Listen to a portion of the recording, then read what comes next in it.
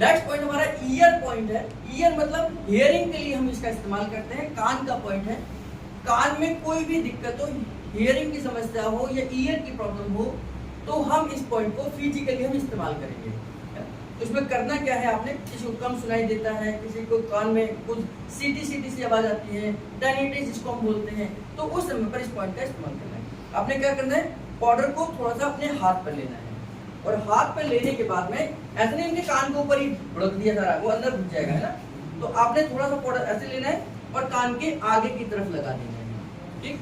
अब थोड़ा सा और लेना है, कान के पीछे की तरफ लगा देना है, फिर थोड़ा सा और लेना है और इसे हमने नीचे की तरफ इस तरीके से लगा दिया। अब ये 3 डायरेक्शन में मैंने पाउडर लगाया है, ये 3 डायरेक्शन आपको ट्रीटमेंट की है। पहली डायरेक्शन जो मैंने आगे लगाया था, दूसरी डायरेक्शन मैंने पीछे लगाया था और तीसरी डायरेक्शन में नीचे लगाया था। तो इसी 3 डायरेक्शन में हम इस ट्रीटमेंट को देंगे। हमने क्या करना है, अंगूठे को इस तरीके से रखना है और 15-16 बार ऊपर से नीचे रब करना है, ऊपर से नीचे इस तरीके से रबिंग करनी है, 1516 बार करनी है, यानी कि कान के आगे की तरफ करनी है। ये फर्स्ट स्टेप हमारा है ईयर पॉइंट का।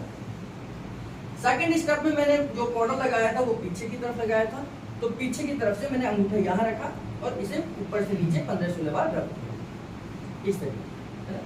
सेकंड स्टेप हुआ हमारा ईयर पॉइंट है। कानों के लिए, कानों की कोई समस्या है, टेनिटस है, घंटी सी आवाज आती है, झिंगुर की आवाज आती है कान के अंदर, बहुत सारे लोगों की ये समस्या होती है। फिर इसके बाद में जो मैंने नीचे की तरफ लगाया, तो यहाँ से ये तो कवर हो गया हमारा, ये पीछे वाला हिस्सा। अब यहाँ से नीचे की तरफ 1 2 3 4 5 6 7 8 ऐसे 15-16 बार यहाँ रख दिया, क्योंकि यहाँ पर और यहाँ से यहाँ पर, इस तरीके से 3 डायरेक्शन में मैंने 1516 बार रबिंग कर। इस रबिंग के बाद में फिर मैंने ये हाथ को वी शेप में उंगलियों को रखना है, यहाँ से इस तरीके से रबिंग करनी है 1516 बार। 2 उंगलियों को कान के ऊपर नीचे रखकर 1516 बार रबिंग करनी। अब इसी को हमने ऊपर से रबिंग करनी, ठीक है।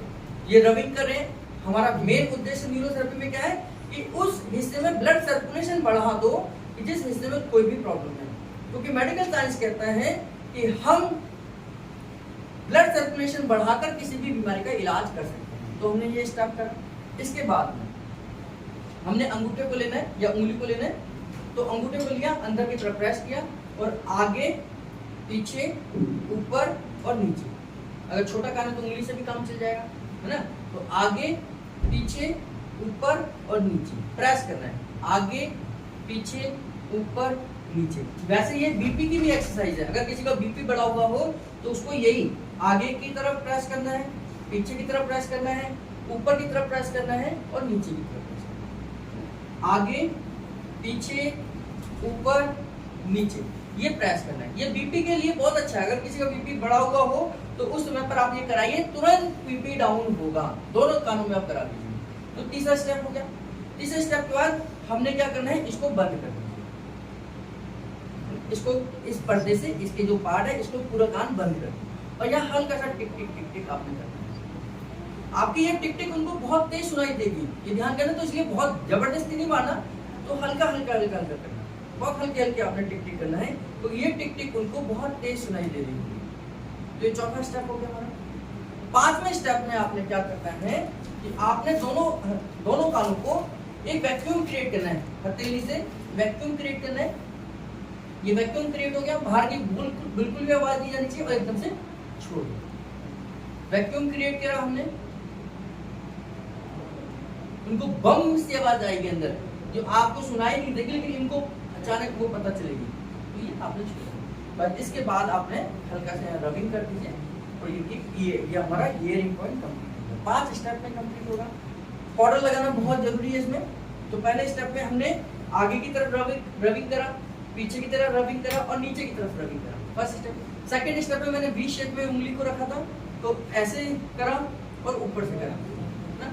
तीसरे स्टेप में क्या करा था, मैंने अंगूठे को या उंगली को अंदर लेके गया, आगे पीछे ऊपर नीचे प्रेस करा, 3 बार करना है हर डायरेक्शन में।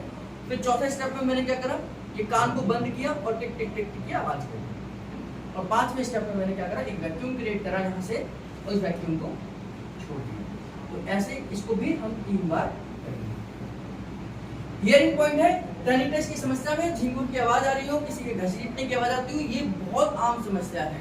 लोगों को बहुत तेजी से टेनिटस की समस्या बढ़ रही है, क्योंकि लाइफ स्टाइल में हम ईयरफोन का बहुत ज़्यादा इस्तेमाल कर रहे हैं। हम तेज साउंड म्यूजिक का इस्तेमाल करते हैं, हमें बहुत तेज साउंड म्यूजिक पसंद है। इनकी वजह से भी हमारे कान में सीधी सी आवाज़ आने लग जाती है, या हम ऐसी जगहों पर रहते हैं जहाँ पर बहुत ज़्यादा आवाज़ है, नॉइज़ है। हमारा घर किसी हाईवे के पास है, हमारा घर किसी रेलवे स्टेशन के पास है, या हमारा घर किसी फैक्ट्री के पास है, या हम किसी फैक्ट्री में ऐसी जगहों पर काम कर रहे हैं जहाँ बहुत आवाज़ें आती हैं। तो ये आवाज़ों की टेंडेंसी हमारे दिमाग में एक साउंड क्रिएट कर परमानेंट बैठ जाती है, और जब ये साउंड नहीं है तो भी हमें कोई ना कोई साउंड सुनाई देता है। इसी को हम टेनिटस की समस्या कहते हैं।